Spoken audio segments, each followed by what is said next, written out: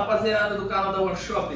Hoje a gente vai fazer mais um unboxing de um kit de sonorização da Fran, para você colocar na sua edícula, receber a galera, colocar um sonzinho lá, facinho de instalar. Bluetooth, USB, rádio, controle remoto. Olha lá, vamos ver aqui, ó.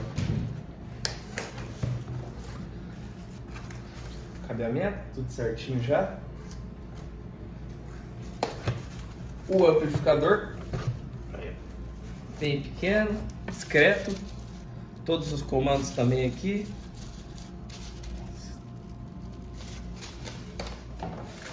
Caixinha na cor branca. Vou pegar uma aqui. São 4 caixinhas dessa aqui. Aí. Aí. Olha que legal.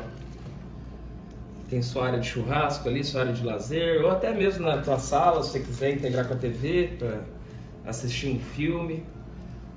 Super bonito, super estética. Vai conseguir adequar bem na tua sala, onde você quiser colocar. Já vem os suportes, ó, para todas as caixinhas certinho, todos os parafusos. Aqui do outro lado são as outras 2 caixas. Vem 4. Controle remoto. Discreto, tranquilo. Olha lá, explicar um pouco como é que funciona. Vai estar um amplificador lá, você vai deixar onde você quiser, vai fazer a ligação das caixinhas e a gente vai poder sincronizar, escutar teu som, tua música, tua rádio, a TV ou um pendrive que você tem também, dá pra pôr. Ó, o suporte tudo certo. Mostra aqui, ó, as potências, a especificação técnica aí pra vocês. E você mesmo pode instalar. Instalação simples, fácil. Já tem tudo certinho aqui, o manual, a forma que tem que ser instalado. Vai ficar bem bacana na tua sala de estar, na tua área de lazer, onde você quiser adequar o kit de sonorização da Fran.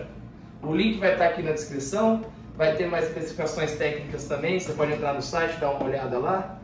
E se você souber de alguém, compartilha, manda pra rapaziada comprar. E curte aí o vídeo. Valeu, tamo junto!